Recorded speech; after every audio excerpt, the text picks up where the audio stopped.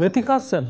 Wait wait wait wait, আপনি জানেন তো যে মেথি সবার স্বাস্থ্যের জন্য উপকার করে না। ঘটকদার যে বিজ্ঞাপনগুলো আমরা অনলাইনে দেখি, মেথি মিক্স, মেথি, মেথি খেলে এই হয় এই হয়, এইগুলো যারা শুনে হঠাৎ করে মেথি কিনে বসছেন, মেথি খাওয়া শুরু করছেন, তারা সাবধান হন। সাবধানের স্বাস্থ্য কন্ডিশনে মেথি মারাত্মক ক্ষতিকর।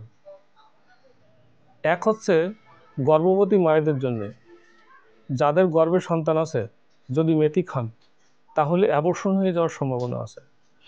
আর যাদের গর্ভে সন্তান আছে, সন্তান ম্যাচিউরড হওয়ার আগে কিন্তু অকাল গর্ভপাত হতে পারে।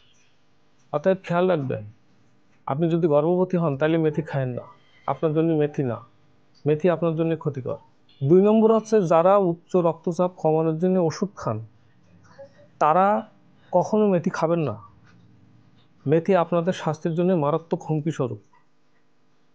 আপনারা যারা অ্যাসপিরিন জাতীয় ওষুধ খাচ্ছেন, তারাও মেথি খাবেন না।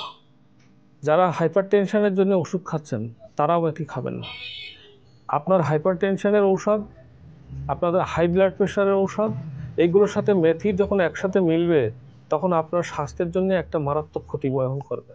3 নম্বর হচ্ছে যাদের ডায়াবেটিস আছে, যারা ডায়াবেটিসের জন্য ওষুধ খাচ্ছেন, ডায়াবেটিসের জন্য ইনসুলিন নিচ্ছেন, তাদের জন্য মেথি মারাত্মক ক্ষতিকর। কারণ ইনসুলিন এবং ঔষধ আপনার রক্তের শর্করা কমায় দেবে, পাশাপাশি মেথিও রক্তের শর্করা কমাবে। সুতরাং আপনার বমি বমি ভাব হতে পারে, আপনার ব্লাডের সুগার কমিয়ে দিতে পারে।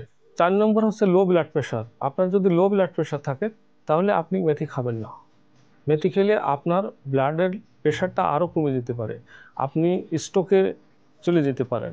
সুতরাং মেথি খাবেন না। 5 নম্বর হচ্ছে সংবেদনশীল ক্যান্সার বা টিউমার। যদি আপনার স্তনে ক্যান্সার থাকে বা টিউমার থাকে, বা জরায়ুতে ক্যান্সার বা টিউমার থাকে, তাহলেও আপনি মেথি খাবেন না। এইটাকে আরও বাড়াই দিতে পারে, এই রোগটাকে আরও বেশি বাড়াই দিতে পারে।